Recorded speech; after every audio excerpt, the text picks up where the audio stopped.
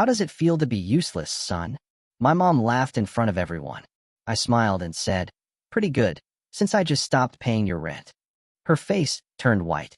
My dad yelled, wait, what rent? My own mother looked me in the eye, called me useless, and then, right there at the dinner table, demanded I pay their rent. That was the moment everything changed. Let me tell you about Scott. That's me. I'm 32. I've always been the oldest kid, the quiet one. I guard lobbies that smell like lemon cleaner and old carpet, working nights.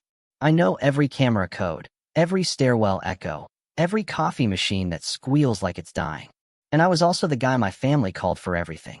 When their lights flickered, when brakes squealed, when something came up. I don't drink much. I count tipsy people for a living. I kept a little pocket notebook, and on the first page, I'd scrawled one word, boundaries. For 3 years, it remained empty. It was a Sunday, early dinner. The usual chaos, grease in the air, football on low. My sister, Jenna, scrolling, fake laughing at something on TikTok. My dad, on the recliner, belly laugh loaded for any joke about kids these days. I brought a pumpkin pie, Mom's festive tradition, even when it wasn't a holiday. I set it down, washed my hands, asked where the plates were. Normal, quiet, familiar. Then, as she looked up, that look she gets when she's feeling brave, when there's an audience. Chin tilted, smile too wide. And then she dropped it. Just like that. How does it feel to be useless, son? She said it like a joke, a warm, cozy joke. My fork tapped the plate. Jenna just smirked without looking up. Dad chuckled. He's sensitive. He added, like a warning. A wave of heat and ice. It always hits me there, right in the neck. My heart pounded. The fridge hummed. A neighbor's bass thudded through the wall. I'm asking, she leaned in. You don't come around. You don't help with family plans. You're always tired. Being a security guard isn't hard. She said security guard, the way people say part-time magician. Jenna finally looked up. It's giving mall cop, she sneered. My water glass, it shook. I hate when my hands shake. I can be steady as a rock at 4 a.m., facing a trespasser, but at that table, they vibrated like I was holding a live wire. Dad cleared his throat. Your sister's planning a trip. We all chip in. Family does that, you know. Mom stabbed her chicken. We've carried you long enough, she smiled. Time to carry us for once. I just stared at the pie. 2 for $8. The stupidest, most vivid detail stuck to my brain like gum. And I heard myself say, so softly, okay. I didn't argue. Not yet. I didn't pull out numbers or texts or the creased receipts in my wallet. I didn't mention the last 5 rent transfers I'd labeled utility so Dad wouldn't get weird. I just sat there. The air felt heavy, like the silence before a storm. The kind that flattens things. The kind that washes a street clean. Dad coughed. Useless, he repeated, teasing. I looked at my mom. I looked at my hands. Come, finally. It feels great, I said, in a voice I barely recognized. And I went back to my pie, like nothing had happened. But something had. Something inside me had finally woken up. I'd been working since I was 19. Grocery store lot attendant, then security. Hospitals, then high-rises. Steady pay, night differential, a quiet control. Mom liked it for a year. Then it was, when are you going to get a real badge? Dad called it guarding couches. Jenna, cosplay. I pretended not to hear. Money was always the silent topic. Not open. Never honest. It came in hints. Your sister's car. It's making that noise again. The landlord, he's picky. Gas is crazy. I learned to translate. Brakes, rent, cash. I sent it, in quiet little lines. $120 here, $300 there, another $60 for groceries. Always telling myself, temporary. My notebook, page 1, boundaries. I kept flipping to page 2, then 3, then 4, never writing anything under it. Jenna, 26, barista, influencer in theory. Allergic to bills. I bring vibes, she'd say when I asked about her phone plan. Dad, after his back surgery, refused desk jobs. Mom, part-time at a florist, mostly for the photos. They weren't cruel people. They just believed the universe owed them a cushion. And I was the nearest couch. The last year was brutal. Rent hikes and new amenity fees. Mom cried over the first eviction notice. I wired my overtime money before my own rent cleared. $50 late fee? Just a number, right? What's a number to a son? Every holiday became a ledger. Christmas, their tree, gifts, dinner. Dad posting family is everything. I liked it, then lay awake, counting the hours those ornaments cost me. When I tried to limit it, Mom hit me with the guilt. Remember who fed you when you had braces? Scott, you think we had it easy? Jenna, I'm the baby. Babies need help. I kept paying, and the story they told got louder. Scott is stable. Scott doesn't need anything. Scott will figure it out. So when I missed a shift with a fever and lost overtime, I ate rice for 4 days. Nobody knew. Small things piled up like snow. Dad borrowed my car, returned it on empty. Mom used my Amazon for bath towels and a ring light for Jenna's self-care selfie. Mom says you'll cover it.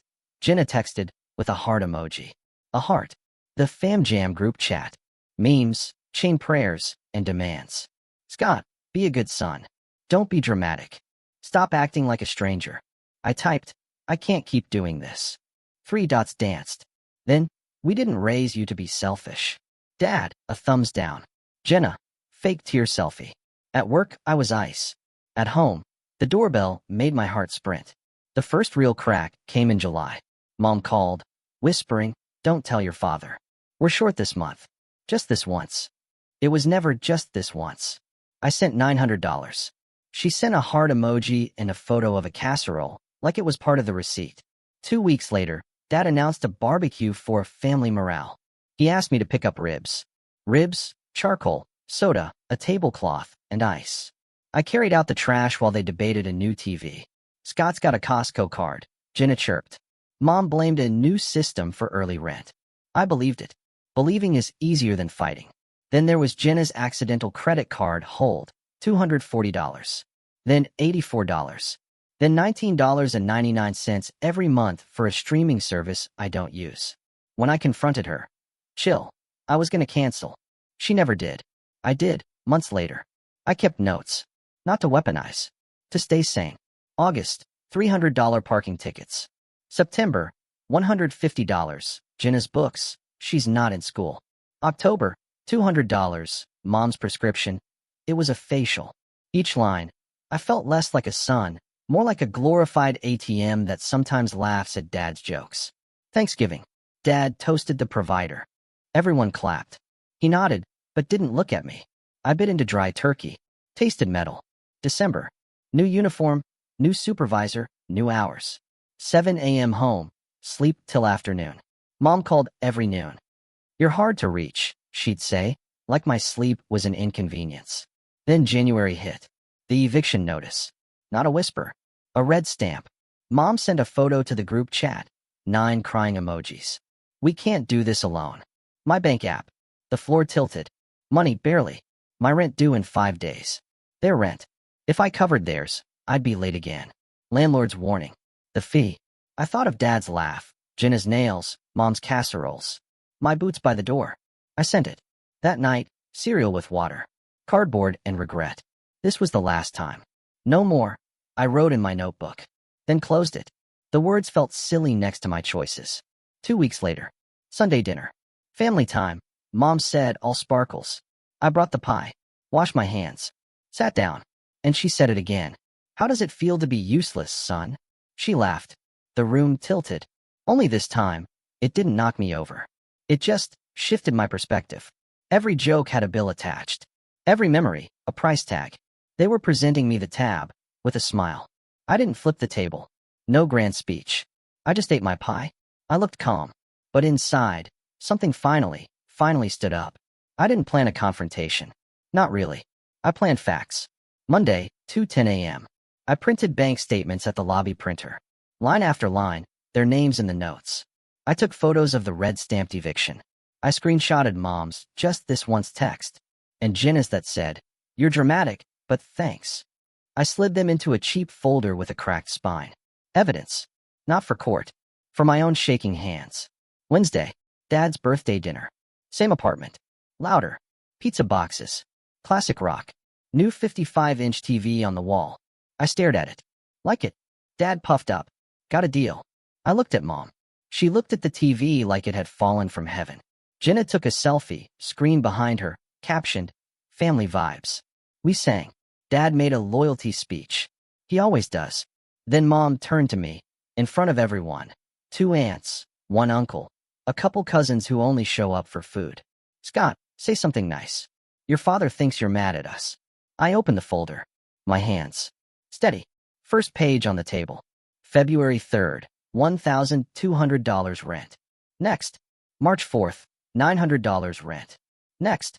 April 2nd, $850 rent. I slid the eviction photos across the table like a dealer with a bad temper. Jenna rolled her eyes. Why are you doing a PowerPoint? Dad frowned. What is this? Mom's smile stalled. Scott, don't be theatrical.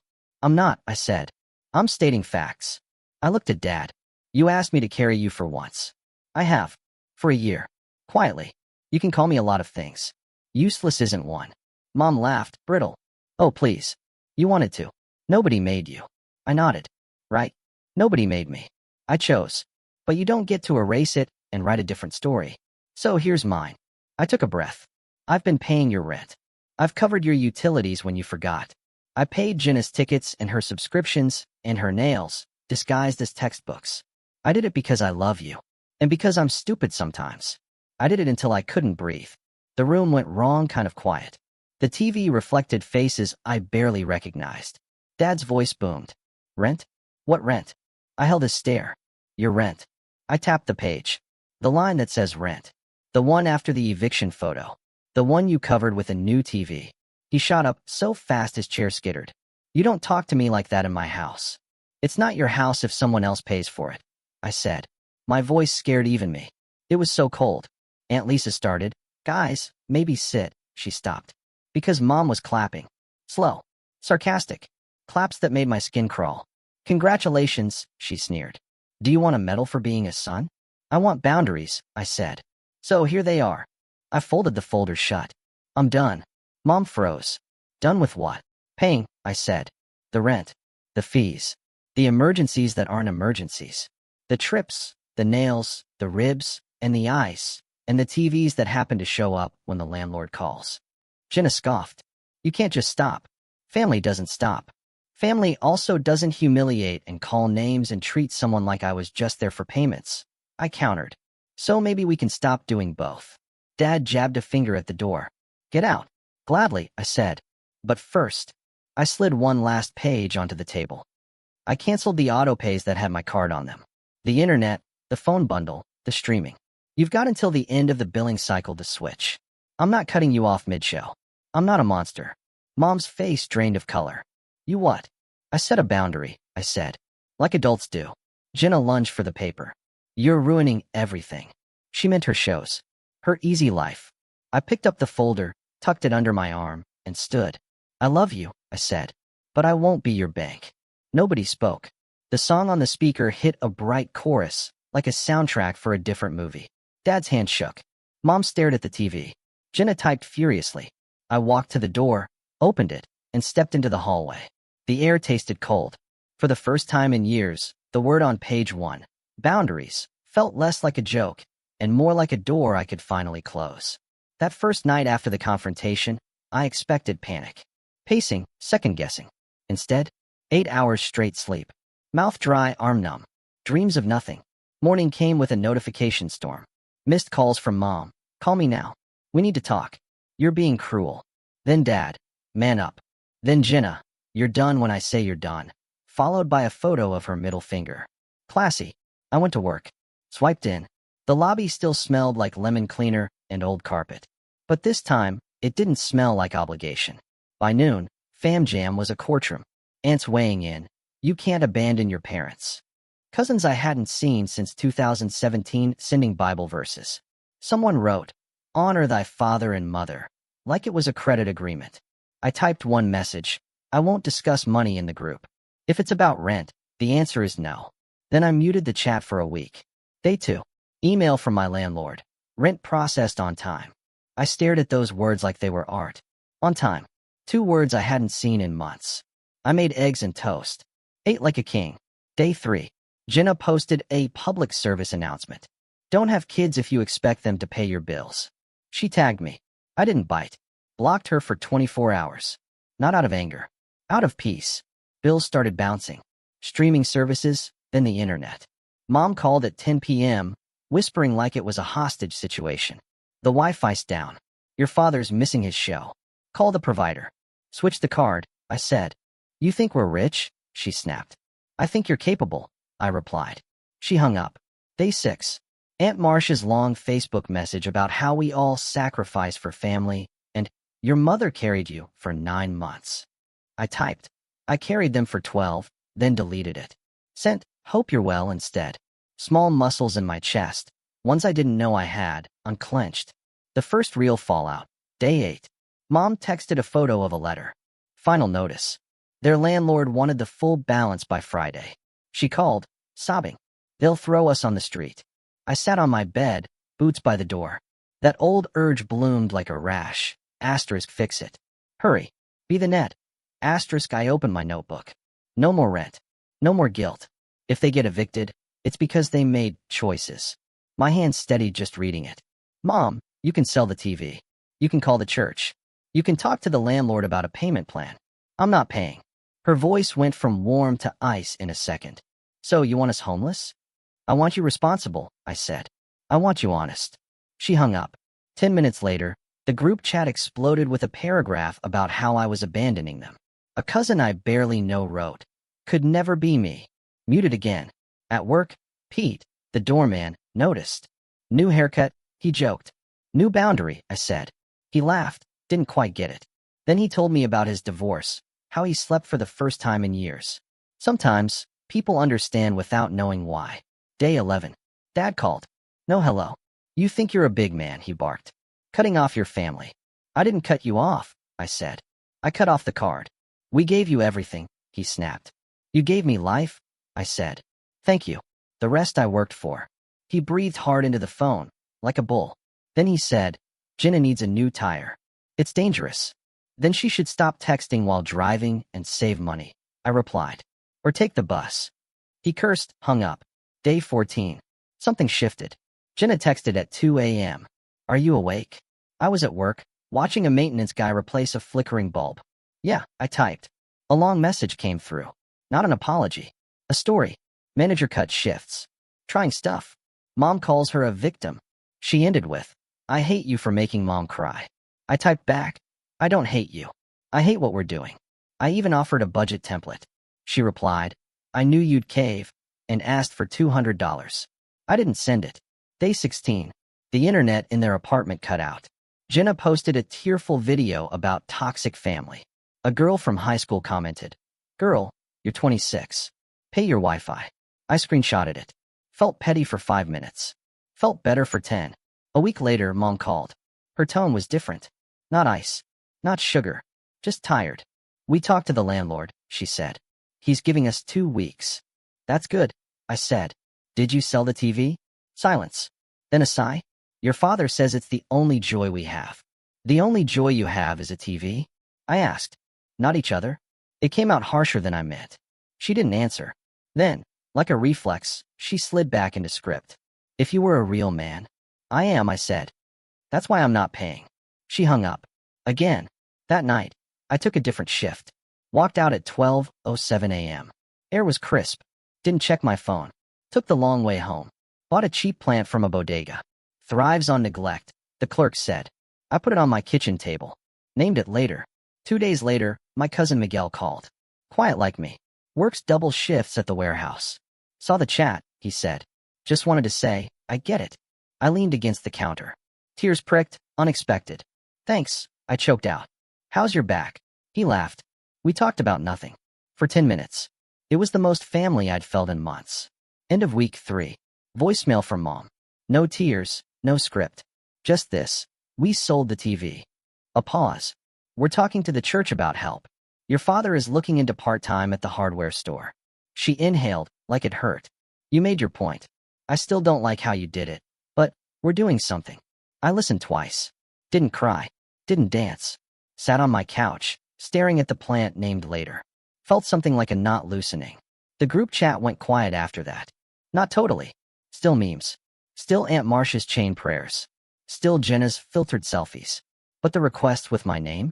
They stopped. When someone wrote, Scott can, someone else would reply, let's not. Maybe Miguel. Maybe nobody. Maybe the room just shifted an inch. At work, the new supervisor, Clipboard guy asked me to train a new guard. You're steady, he said. People listen. I wanted to laugh at the irony. The boy who shakes at his mother's table is steady at 3 a.m. with strangers. I said yes. Taught him the trick, not being tough, being clear. One Sunday, I drove past their place. Didn't stop, just slowed. Looked. The blinds were open. Mom at the table with papers. Dad on his phone. Jenna wasn't there. For the first time ever, I didn't feel pulled. Like a magnet. I felt like a man driving his own car. On his own route. A week later, Jenna texted. A photo of a pay stub. She got full-time at the cafe. Not forever, she wrote. But for now. I sent a thumbs up. She replied, I still think you're dramatic. Then, a minute later. Thanks for the budget template. The plant at home sprouted a new leaf. I still hear her line sometimes. How does it feel to be useless, son? It floats up when I fold shirts on Sunday night, or stand under the buzzing lobby lights at 2 a.m. I hear it, and then I hear my own answer. It feels great. Because I just stopped being their bank. That's not revenge. That's a boundary, put into a sentence. Here's what I know now, speaking as the oldest kid, the night shift guard, the man who once ate cereal with water so someone else could watch a bigger screen. Love without limits turns into labor. Help without rules turns into habit. Quiet generosity can make people loud about your obligations. I'm not useless. I'm useful to myself. To my life. To the tenants who need a calm voice at 3 a.m. To the rookie guard who watches how I keep my shoulders down when a guy starts yelling. To the landlord who gets my rent on time now. To the plant on my table that thrives on neglect and still gets watered because I decided I matter enough to water it. My parents aren't villains. They were just used to the soft landing I built under them. When the landing went away, they flailed. Then they learned how to bend their knees. Jenna will always roll her eyes. That's fine. She also picked up an extra shift and texted me a photo of her budget with little stars next to food and bus pass. That's not a miracle. It's movement. I don't owe anybody my exhaustion. I don't owe anybody my silence. I set one rule and stuck to it. No more rent. The world didn't end. The phone got quieter. The air got cleaner. The night stayed long, but felt lighter. If you're listening to this, and your hand shakes at the table, if you pay and pay and pay and get called names anyway, write the word on page 1. Boundaries. Then write the second word. Enough. Say it calmly. Say it once. And when the room goes quiet, don't fill it with excuses. Let the silence do some work. I'm Scott. I'm a security guard. I lock doors. I watch screens. I say, Sir, I need you to step back. This year, I said it at my own family's table. They stepped back, and I finally stepped forward.